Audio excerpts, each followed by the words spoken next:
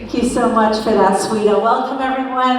Great to see you all here today, and we're going to try to answer all of your questions about the EB5 program. Now, before we get started, just a little bit of background. This program's been around for a while, 36 years. It was first established, but something changed in 2022. The Reform and Integrity Act increased oversight, and applications absolutely exploded. And as we heard earlier from Girish, it's offering investors and families a green card if you make an investment of $800,000, pretty straightforward. But what's happening now is we're starting to see backlogs in some of the categories, and there's a grandfathering deadline coming up on September 30th this year, 2026. And if you file after that date, and there are stalemates in Congress, it could spell trouble for your application. So we're going to walk you through all of the different elements of this investor visa program to see if it's a good fit for you. And we have a panel of world experts up here on the stage to answer all of your questions. I'll be talking to them, of course, and you will get a chance to ask questions from the floor at the end of the discussion. So let's get started. So let's start with the elephant in the room. Is the US still a safe and stable place to invest in? And I'll start with you, Sebastian. I know you do a lot of negotiations with Congress. All right. Okay, test on the microphones. Hello, hello. There we go. We are. Okay, so, I mean, good question. We all know that the political environment is a strange one right now, and it's been contentious, and it's easy to assume that people are not interested in the United States right now. That's certainly true for tourists, perhaps. But the reality is that the types of investors that look at EB5 are typically much more long-term thinking, right? They understand that the United States presidential cycles are shorter, and by the time they will ultimately end up in the United States and settle and do what they plan to do, the environment may very well be a different one than today. So I think the short answer is that there are really two types of reasons that people do this: education for their children or for themselves, and then the ability to be an attractive job seeker. Right? I happen to be a green card holder myself. I've had one for a very long time. I originally came from Europe, but I come from a country that does not allow dual citizenship, so I have never switched my green card to a US citizenship. And I can tell you it's a fabulous tool. It's an incredibly flexible tool. Again, you can obviously be a student. It is easier to get into school with a green card. Universities, back when I went to the United States, if you could walk in a straight line and speak two languages, they were excited about you. But today, it's gotten a lot more competitive, and there are quotas for non-Americans, and so having a green card makes that easier. But of course, beyond the education, having an internship, getting a job, a summer job, a permanent job, being out there and trying to enter the workforce. Companies do not want to sponsor you if they have to sponsor you, unless you are truly extraordinary, but they would rather not. If you can come in and say, hey, I already have a green card, I'm already sponsored by myself, you don't have to worry about me, you can just look at me and my talent, the opportunities are significantly higher. And perhaps most importantly, you're flexible. You don't have to go to school or work. You can take time off, you can take a sabbatical, you can try to start your own company, write a book. All of these things are easier with a green card. Yeah, for sure. And you don't need that employer sponsoring you into the country. So for your kids, it's absolutely a great visa to have.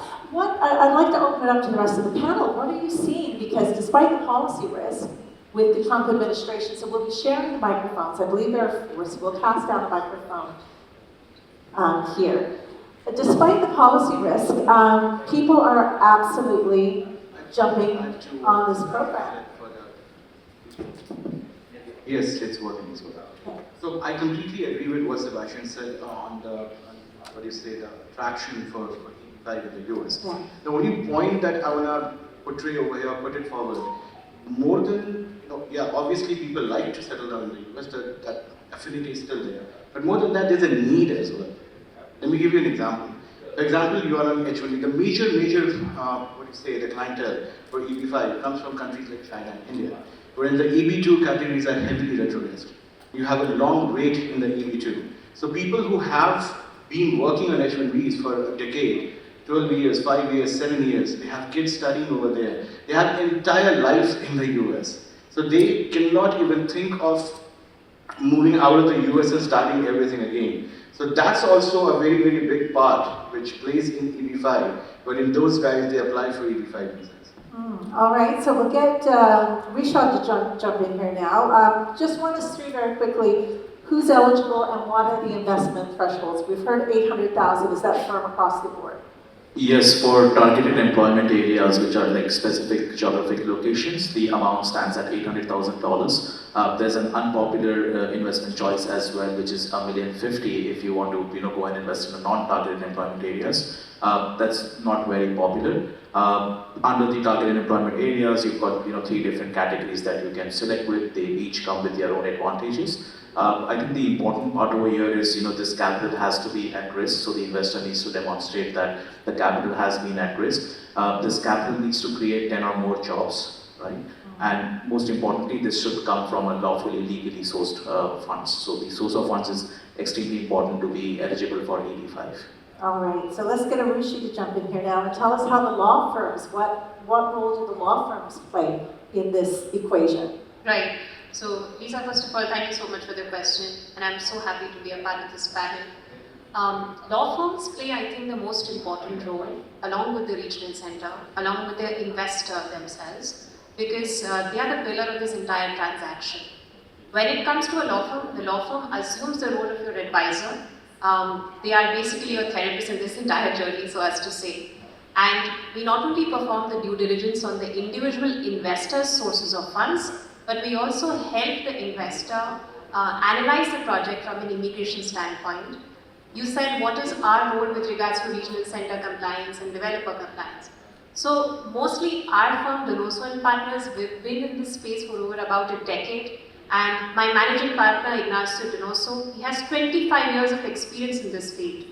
When we take upon an investor case, we ensure that we go through the job creation study, the business plan. We ask the right questions on behalf of our clients to the regional center and make sure that our client is comfortable with the project that the client is investing in. Of course, we do not assume the role of a financial advisor. There are separate securities advisors and lawyers to do that. But I think that as a law firm, we play a very critical role in ensuring that A, when the client steps into this particular process, they know what they are getting into. Secondly, they feel comfortable with the business plan on the project. And thirdly, all the compliance throughout this journey, maybe 5 years, 6 years, is met with complete satisfaction. I love the fact that you say you're their therapist throughout the process. It must be very stressful. Rohit, you're also a lawyer. I'm going to get you to jump in here and walk us through the due diligence steps. What's involved, financial, legal, before making that EB5 investment? Yeah, thanks for the question, and like Aarushi said, delighted to be here with all of you this morning. That's great. The most important aspect that Aarushi referred to also is the due diligence from the source of funds. As attorneys, we need to make sure that any application that we submit has been properly vetted from the investor's point of view to make sure that the money that they're investing can be accounted for, can be traced down to the last penny. So there's usually about $850,000 that needs to be accounted for, a rough figure. And we've got to make sure that they've accounted for the source of each of those monies. Why 850 and not 800? So 800 plus, there are 3 figures that need to be accounted for source of funds. One is the $800,000. 2 is what's called the admin or the management fee that is usually charged by the regional centers. And 3rd is the immigration filing fee, which presently stands at $4,750 for the form which is called the I-526E. I just rounded that off to about an $850. It could be a little up, it could be a little down. But that's what you typically need to document for every single penny as to where is that money coming from. So that's the most critical part of what we provide, and like Aarushi said, over the period of 5 or 6 years, we attorneys definitely become You can call it friends, you can call it therapists, you can call it psychiatrists, whatever the relationship is, but it's a much closer relationship than your financial advisor would probably have with you as an investor, and certainly a closer relationship that the regional center themselves will have with you as an investor as well. So Because many- you're doing the yeah. hand-holding all the time. So many things I want to pick up on there, especially the documentation for the funds. But before we get to that, let's come to you. You were talking earlier about the role, the critical role of the regional centers. Fill us in on that and explain to everyone in the room, what exactly is it that you do in a nutshell? Give us your elevator pitch. Right, so first we need to understand which players are involved in the EB5 program. Firstly, it's the investor. The investor comes forward, they want to do EB5. Second is the attorney, they conduct the source of funds documentation. They help interfacing with the USCIS, and they essentially manage all the communication on your behalf. Third is the regional center. So regional center basically is a designation. So there are all these regional centers who are over here, and there are many other regional centers in the market as well. It's basically a designation which allows an entity to operate within a specific geographic area and to source the EB5 qualifying projects.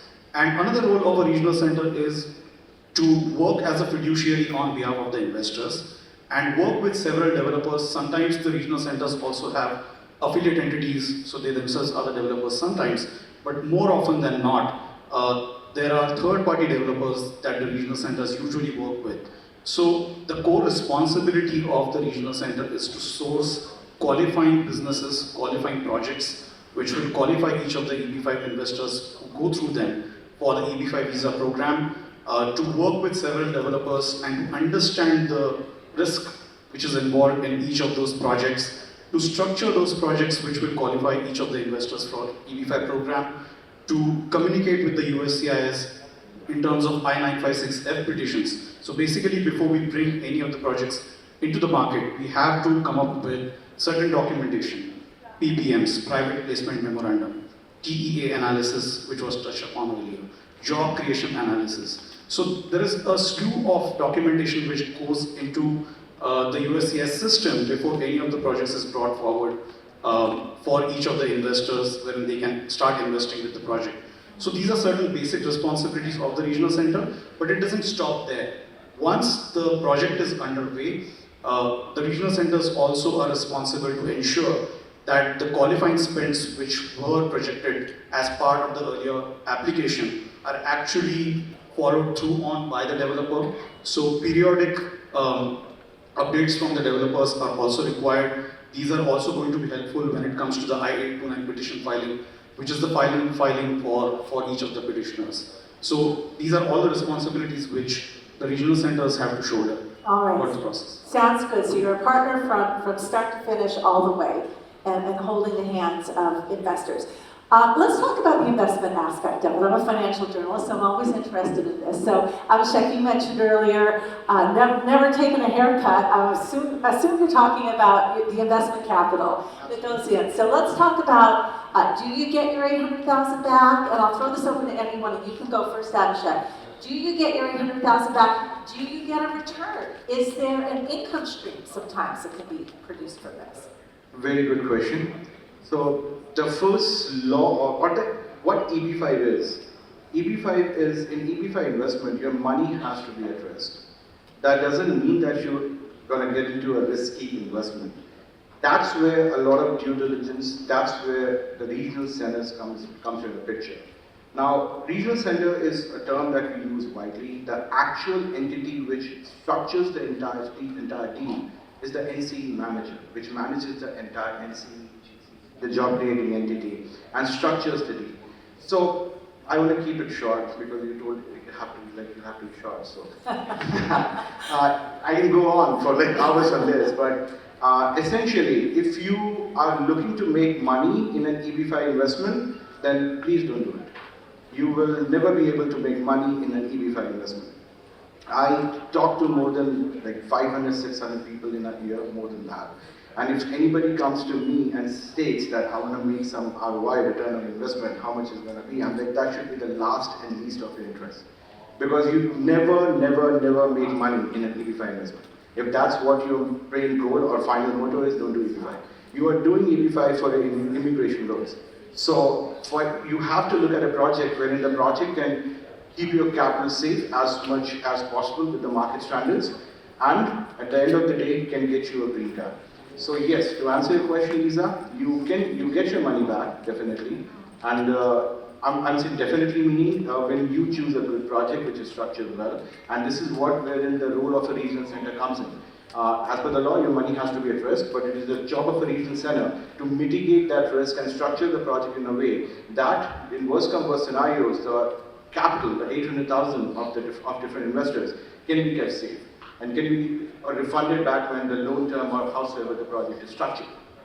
In terms of making money out of it, big bold letters, no, with an underline.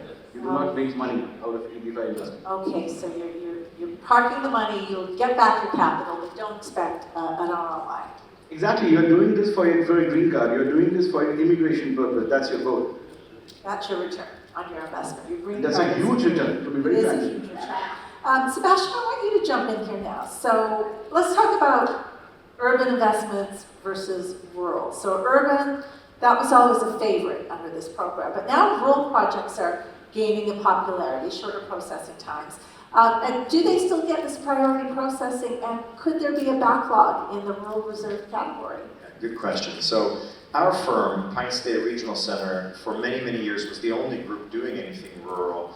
And that was for no other reason than that we were set up as an economic development corporation in the 1950s by the Rockefeller family with the express purpose of uplifting rural communities in the southeast of the United States. That's why we did it, that's why we continue to do it. Now, somewhat accidentally, the RIA in 2022 made rural quite popular. It was driven largely by Senator Chuck Grassley, who comes from a rural state, Iowa, and other members of Congress who really wanted EB5 to become more diverse in terms of where the money was going and in terms of what types of sectors. I'm happy to say, I think in that pursuit, the RIA has worked extremely well. Where 95% of capital pre-RIA went to 4 states, it's now 24 states. And instead of one category, which is essentially real estate, although of course with some subcategories, it's now, there's money flowing into rural hospitals, there's money flowing into broadband projects, and in our case, we're focused on large-scale, high-grade manufacturing. This is fantastic news for the US economy. It's also great when it comes to establishing support in Congress, which we're constantly in need of, and as I'm sure you're going to touch in a minute on the need for reauthorization and fixing this grandfathering problem. But so the fact that investors are now open to and are willing to consider other things like rural investing has actually been great. Now, it's been so great that rural is in risk of retrogression, meaning that because of the priority processing, and to your question, it's still there, so should you choose a rural project, you will be processed faster on the front end of things. But there's the possibility of a backlog building. And well, it's certainly building, it's a question of when it hits and whether it hits before high unemployment categories. And so, it's something to discuss with your attorney. Everyone is trying to calculate and guesstimate when this will happen. But at the end of the day, I think that the most important thing you should be thinking about is the viability of the project, the safety of the project, both when it comes to being able to, secure yourself the green card and getting to keep it. In other words, make sure those jobs are there, etc. And to your point about getting your money back, it's all about viability and safety. And there are great projects, both rural and urban. Okay, so who wants to give us a framework? You wanted to jump in here. Yeah, so I just want to quickly add to the discussion about backlogs and rural and urban categories and infrastructure. So we need to understand what is the concept of a backlog, because we hear this so much. A backlog situation or a retrogression situation happens when the overall demand exceeds the overall supply of green cards. Now, many investors don't understand this concept very well, that as of today, in the US EB5 system, there isn't a backlog. But the backlog is not calculated on the day when someone gets into the system. because there is no filter on how many number of investors come into this program. However, the demand of the green card is only triggered when subsequent to your approval, and the approval is determined by I-5260 application, that's a principal petition for EB5. After that, you either will go for a consular process or you will opt for adjustment of status identified by the petition number I-485. So when you trigger either of these two subsequent processes, that is the time when you draw a demand. And if at that point of time it exceeds, let's say 10,000, which is the allocation, then there will be a situation, or there may be a situation of a backlog. I'd like to also impress upon what Sebastian said. Rural category extremely lucrative, and many of the regional centers here have options of rural. But also we need to understand that there is a 20% allocation every year, and for 2 consecutive years there's a carryover. So this year we have 4,000. For urban we have approximately 1,500. And then we need to understand that when a particular investor reaches that particular stage, they will look at the monthly bulletin announced by USCIS called the Visa Bulletin, and if their priority date does not meet the cutoff date, then they will be in a backlog situation. So those are just brief technical aspects I wanted for the interest of the audience. All right, so thank you for that. So let's get the regional centers involved now. Let's say we get someone from the audience coming to you and saying, all right, sign us up. What's a good investment? Where do we go? Where are the sweet spots right now? So as far as a good investment is concerned, I think it depends on the risk appetite of each of the investors and what timelines each of the investors are looking at. Because some, like for example, if someone has a child which is around 18 or 19 years of age, then there is a possibility of the aging out. It's a different concept altogether, which probably the attorneys can touch upon. But from that perspective, then a rural project or timelines do take precedence in terms of whether they want to move forward with a rural project. Of course, the viability is something which needs to be looked at. But as opposed to someone who is a new family, they don't have children yet or very young children. So they have the luxury of looking into projects wherein timelines don't matter as much, but the viability is something which is going to take precedence over anything else. So from that perspective, a good investment for Mr. A might differ from a good investment for Mr. B. So from that perspective, and if I was an investor, I would look at one thing only. What is the possibility of the job creation? What is the possibility of repayment of capital? These are the 2 most important aspects when it comes to any EB5 investment, rural or not. If I like the project, if I like the regional center, and if I like the developer which is involved, once these 3 concepts are clear, and if I'm comfortable with all these 3, is when I would look into that project, whether it's a rural or an HU. So the viability of the project, the quality of the project takes precedence over anything else. And chemistry is so important with clients as well. As you mentioned, if they feel comfortable, it's always an important consideration. All right, so another question. What happens if someone commits today and your project hits its capital cap? Do they lose their place in queue? What happens if it's after September 30th when the grandfathering clause expires? So, may Go ahead, sure, all yours. So what you essentially are asking is somebody gets committed to invest in a project, like for example our project today, and they are working on their source of funds. And, because obviously if you file a petition only after your source of funds are thoroughly vetted and completely prepared, and the project is sold out and they do not get a spot inside. That's what your question is essentially. Yeah. So every regional center works in a different way. But I will tell you how we work. So we obviously do not take any money unless and until the source of funds are done. But you can definitely block a spot or subscribe to the project, and we'll wait for your source of funds to get done. So, but there's a timeline to it. We cannot be just waiting for months for you to complete your source of funds.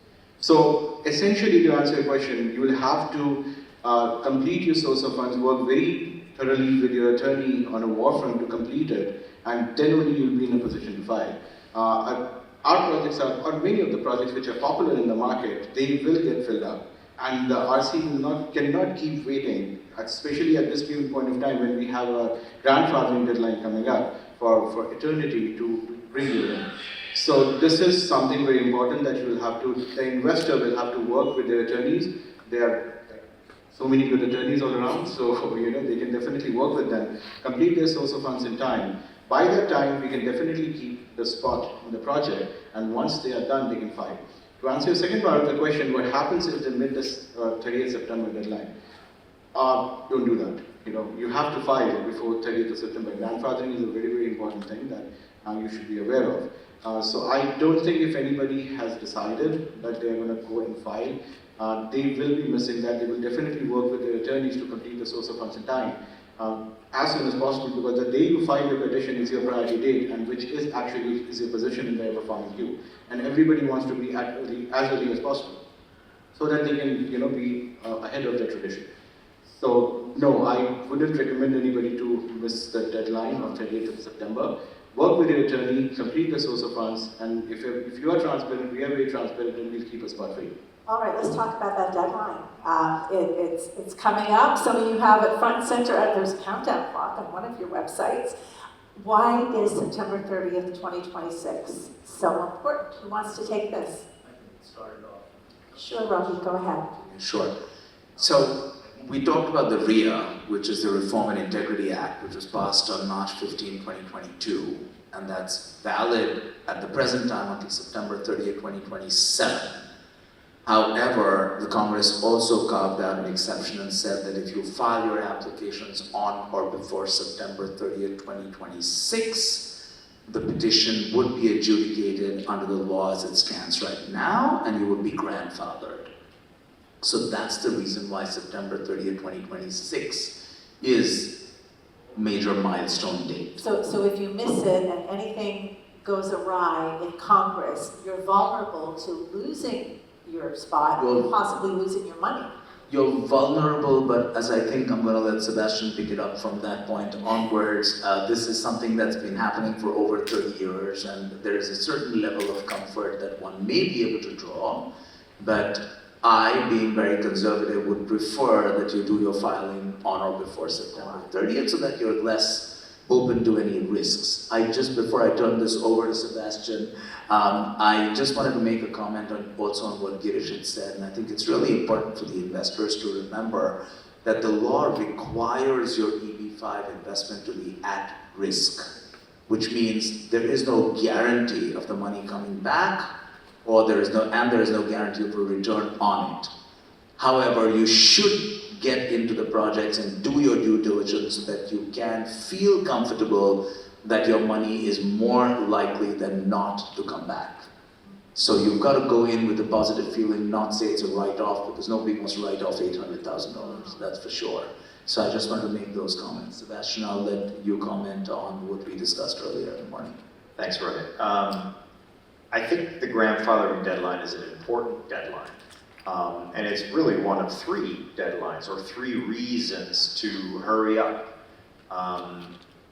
One being this grandfathering that evaporates on October 1, this protection, this additional protection. The second being simply that for Indians and for mainland China-born investors, there will be a backlog. There will be a delay in getting your green card. We don't know exactly when it will start, to the points that I made earlier, but again, if you're doing this anyway, no reason to postpone. And the third reason is that in January the price goes up. So those are three reasons to hurry up. But I want to also add that I don't think if you miss the deadline in September, it's the end of the world. Rohit mentioned 30 years, let's call it 30, a little bit more than 30 years. This program functioned without a grandfathering protection. Before the RIA, there was no grandfathering protection, and people invested all the time, and they got adjudicated, and they got their green cards and so forth. Obviously, once you provide someone with a nice little, added bell and whistle, in this case, this grandfathering protection, people get used to that, and if you try to take it away, people get scared. But I would caution that if you worry that, hey, I can't make the September 30 deadline, I'm just gonna not do this at all, I don't think that's right. I think investors will invest after September 30, and it's not, you mentioned the idea of not getting your money back. It has nothing to do with the investment, right? Your investment is as safe or unsafe as it was before. In other words, that is entirely related to which project you chose, not when you invested or whether you are or are not grandfathered.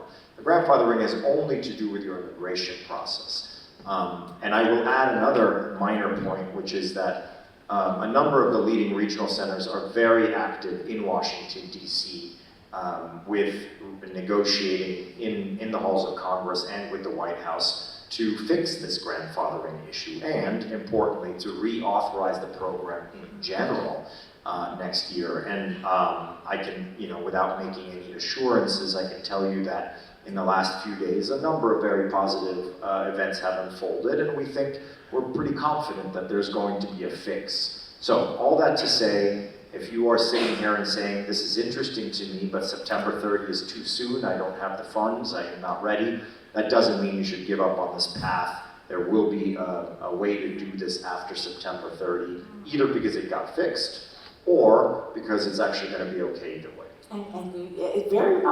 Excuse me, I'm feeling very reassured. So you sound very confident that the program is going to be renewed. And the deadline is a year from September 30th when it expires, and so it sounds like you're optimistic that it will be renewed. Rishabh, I'd love for you to jump in and tell us what you're hearing from clients. Are they nervous about these dates? What's the word on the ground? I think in general, the entire EB5 process, it involves a lot of anxiety and nervousness, so not related to the grandfathering. But yeah, I agree, like Sebastian said, we are actively working, as stakeholders of the industry to get this fixed. For now, I don't see a lot of nervousness. Of course, there is anybody who's sitting on the fence, who's been thinking about EB5. They do want to get it before 30th of September 2026. But I don't sense a real nervousness as, I think all of us do a good job educating them that this is an important deadline, but if for some reason you have to miss it because of lack of liquidity or source of fund issues, there is going to be a way where we're going to figure it out how to make this happen for you. All right. Lisa just wanted to add something. It's not, I won't see, well, Rishabh said it pretty well, but more than nervousness, when you talk about EB5 investment, as Girish also mentioned, it depends on everyone's risk appetite. It's more or less to do with the peace of mind. So people who want to do it before, and people who are trying to do it before 30th of September, before the grandfathering ends, is more or less to sleep peacefully at night. Because after that, yeah, definitely they're going to, I strongly believe they're going to be a market, and do I look tense? I don't know anything about, apart from EB5. So EB5 is going to get back, there might be a break or something. But, people want to do it before that so that they can sleep peacefully. There's no ambiguity in it. Correct. Just one point to add regarding the responsibilities of the regional center. So, grandfathering or not, the responsibilities of a regional center will still remain the same. So, whoever is coming in, so from an immigration standpoint, grandfathering is very important. But when it comes to a regional center, it's business as usual. So, all the loan agreements that we have, all the projects that we have, all the relationships that we have with the developers, so all of those are going to be continuing till the very end, till that last investor is able to come through their I-526C petition stage, their final green card stage, and the repayment stage. So grandfathering or not, whether the law remains or not, the regional centers have been functioning for last 30 years or so. So the responsibilities are still going to be there, irrespective of what the status of the law is. And just 2 quick points on Sure. this. If you're speaking about the grandfathering, then from a legal standpoint for firms like Rohit's and mine, very important for the client to consider deadline minus at least 1 month for preparation of sources of funds. Any good law firm needs at least about a month to undergo the documentation, to make sure that the source of funds are qualified, to move the money from India, Singapore, wherever you're located. So keep that 1 month minus the deadline timeline for you in order to make the investment. From a regional center standpoint also, I think one very important aspect that we ignore is there are so many regional centers, right? But you have one of the best regional centers here on the panel today. And make sure that you select a regional center that passes the litmus test, who's able to ensure compliance for the next decade maybe. So a smaller regional center may not be able to undergo the annual compliance, may not be able to undergo the strict tests that USCIS may undertake when the next set of reforms come through. So just make sure who's the party you're dealing with and get yourself prepared in advance. That's an excellent point, Aarushi, because the regional centers are now being audited every 5 years, and investors are doing more due diligence. They are being careful, as you've suggested. How much of a risk is a possible closure of a regional center to investors, and what should they look for when they're trying to figure out if a regional center is a safe place to invest their time and their money? I think the track record is something which needs to be looked at. Like, what have they done in the past? Because as Sebastian mentioned, it's not the first time that the law is going to lapse. The sunset is not happening for the first time.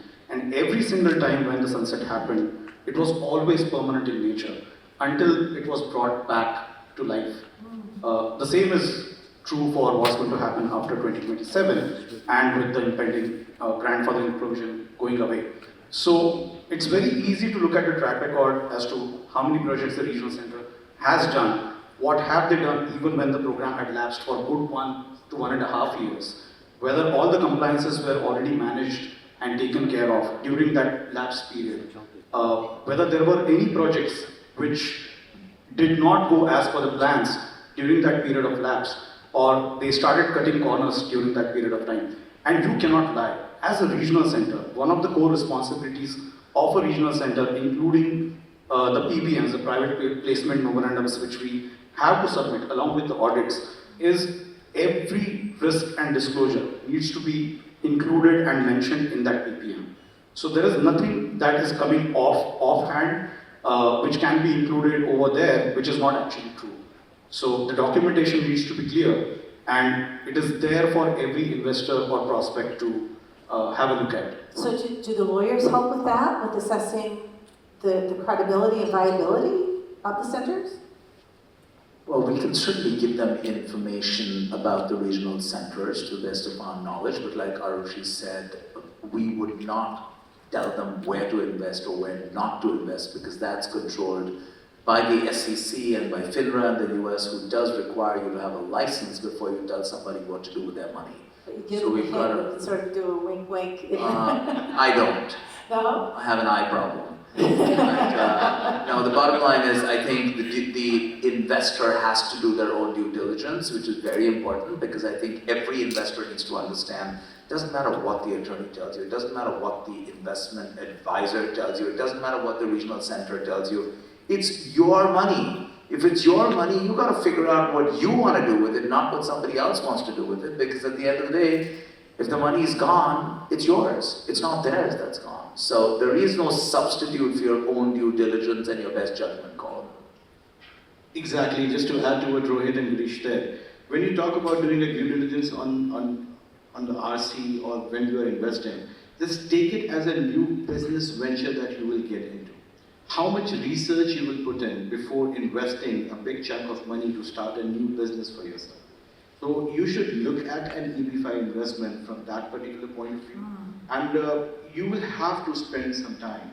Many times I've seen, I'll combine 2-3 things over here. I'd like to explain one thing. Like, we are facing a deadline for grandfathering. At the same given point of time, you do not want to invest in something wherein you are jeopardizing your money.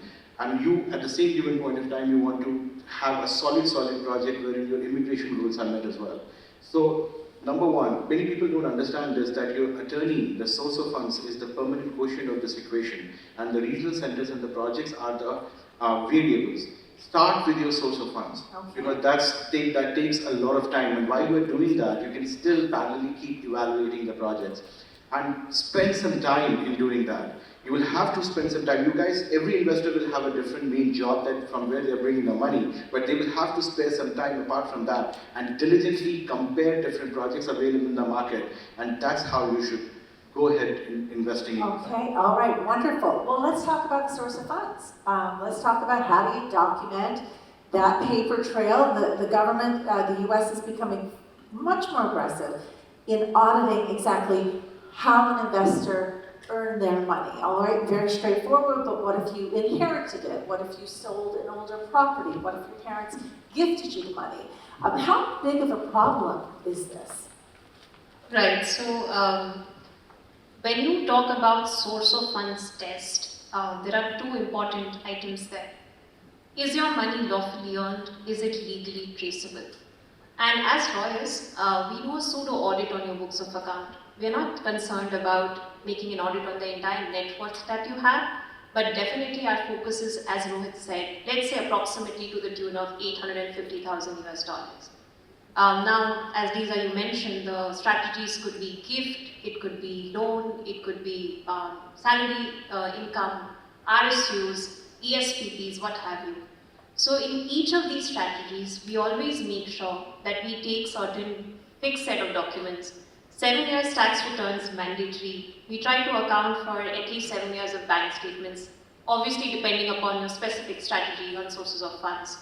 Then depending upon whether it's a gift from a donor or whether it's a loan, unsecured loan from a friend, we take into account that lender or donor sources of funds as well.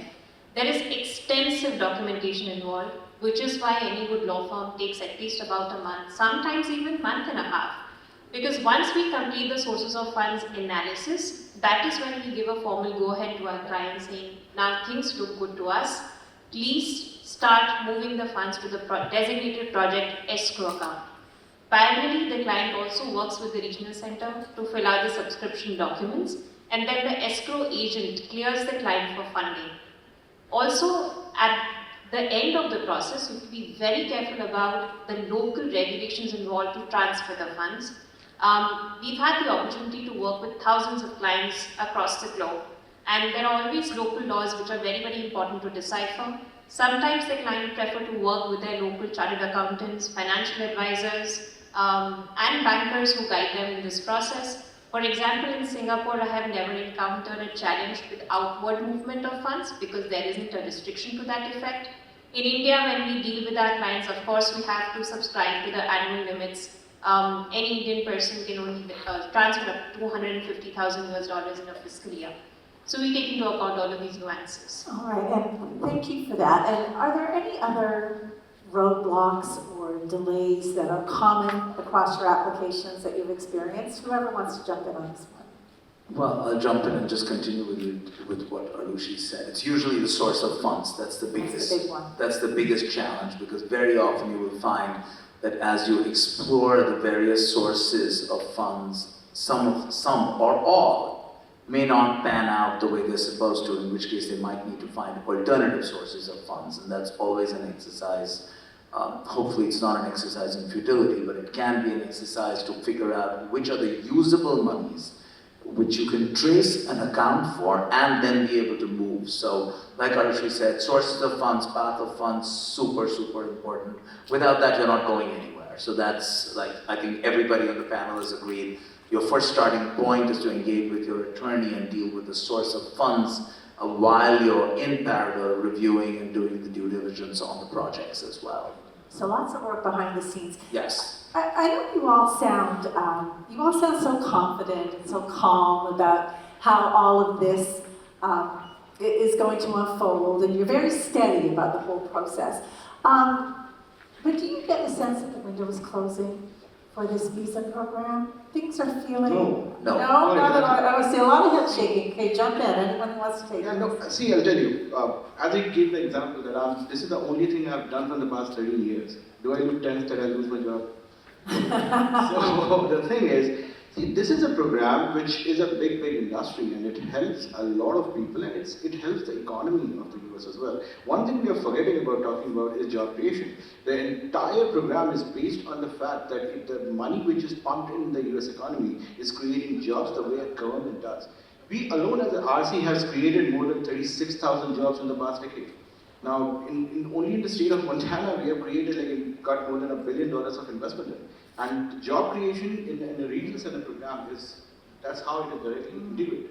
So I don't think, as Sebastian, Girish, Rohit, everybody said, we have seen that, been there, done that, the sunsets have happened, things that, but EB5 has been a warrior, to be very frank with you. We have come out of very dark situations as well.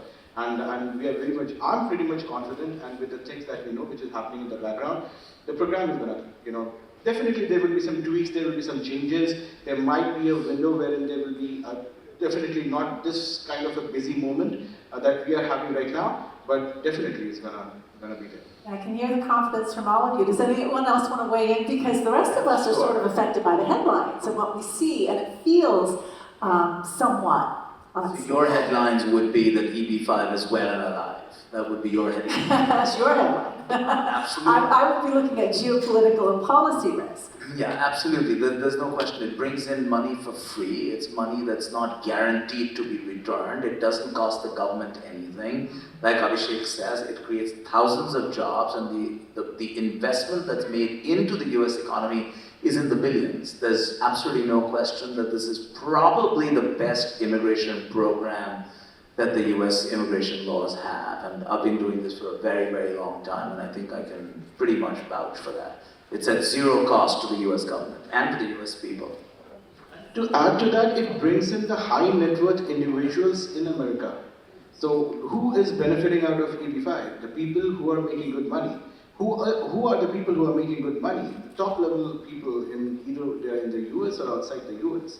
So that brings, enhances the richness of the society as well. All right, well, I feel very reassured, so thank you for that to all of you. We're almost out of time, so we're going to do a quick fire round, and then I'm going to open it up to the floor if any of you have any questions. So I'm going to give you 10 seconds or less for each of you to answer these questions. So we'll start with you, Sebastian, and we'll work our way down the line. EB5 categories are filling up fast, and backlogs, as we discussed, are emerging. What is the new realistic processing timeline for an EB5 application for anyone who applies today?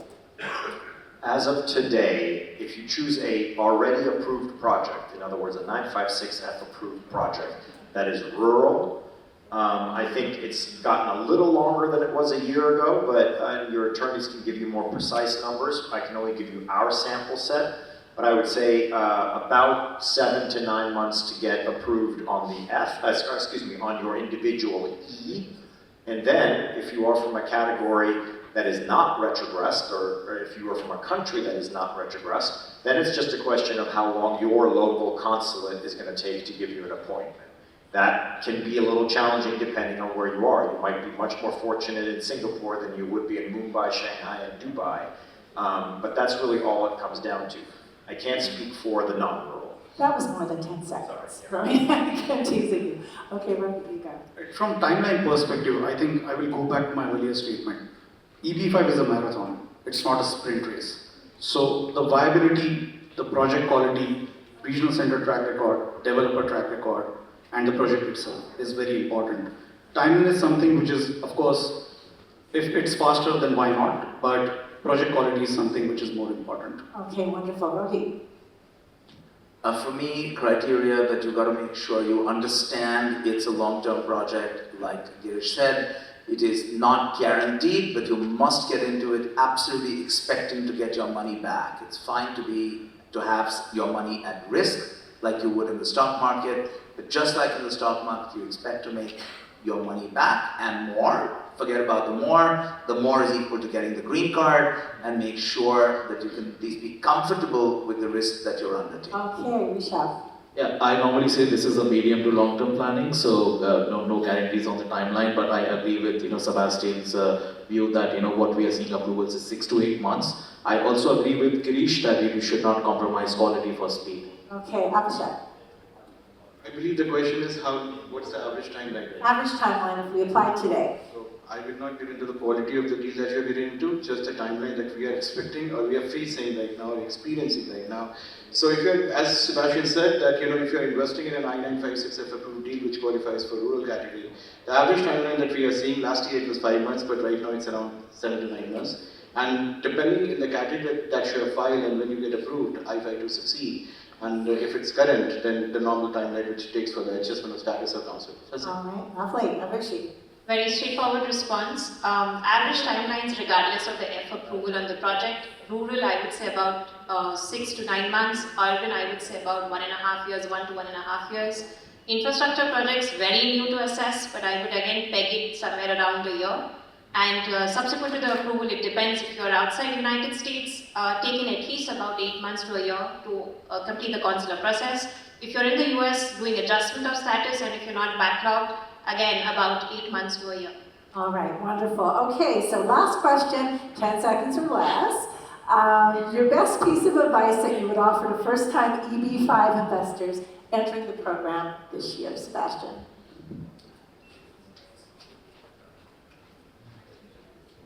Hello? Regional centers are important, but attorneys are more important. Don't haggle on fees, go and work with the best attorneys, and if you're in the room with a bunch, talk to them for free. That doesn't happen very often. You get these guys for free today, take advantage. On the regional center side, there's a whole bunch of really good quality regional centers. We'd all love to talk to you, but really the attorney is more important. We spoke about grandfathering, we spoke about the Reforms and Integrity Act. We're confident that the program is going to continue. We are hopeful as well, but hope is not a strategy. So in case you would want to move forward, if I was considering EB5, I would consider doing it before the grandfathering goes away.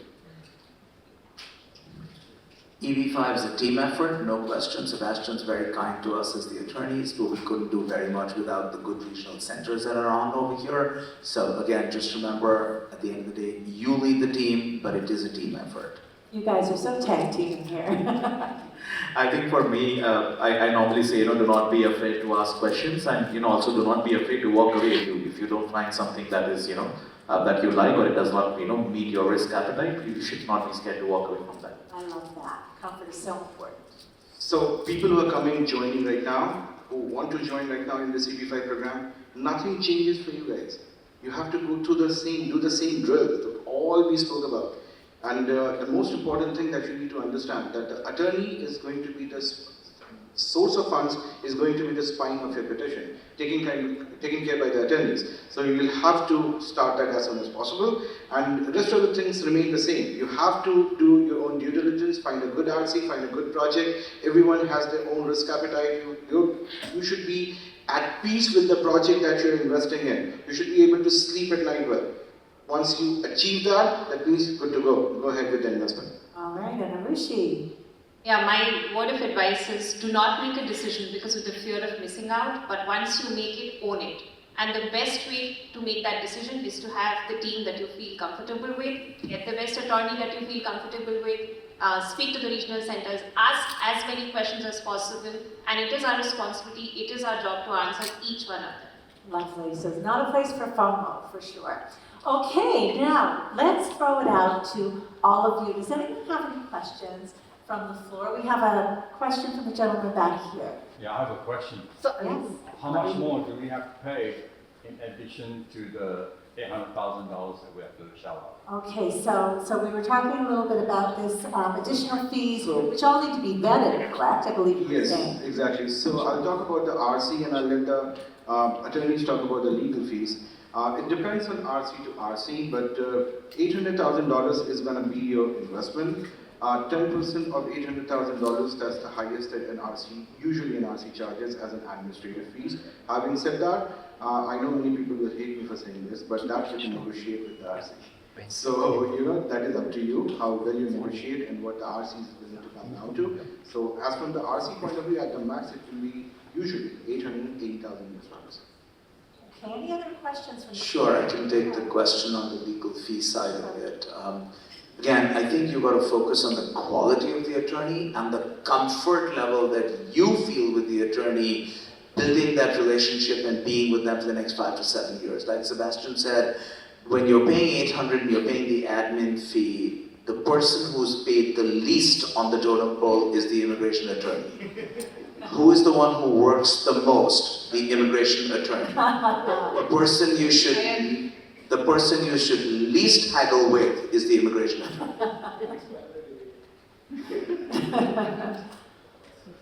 So do you have a counter question? Any No, I other just want- questions on the floor? I just want to thank you, the gentleman. At least he gave me a good number, like 10%, roughly. It can be whatever, 12 or 8 or whatever. I understand you better, but the other gentleman. The fees will be a range. They will usually vary. They can be anything from $20,000 to $40,000.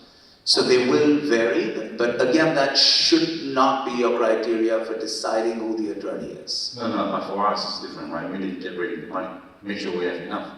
Sure, That's my problem. I agree. But that's a very interesting question. For people who are in the US, you got to remember that the investor needs to prove that they are what's called an accredited investor. So when you're talking about having money ready, to prove that you're an accredited investor, it's one of two choices. One, either if you're a single person, you need to be earning at least $200,000 a year for the last 2 years and expect to be earning the same amount in the current year.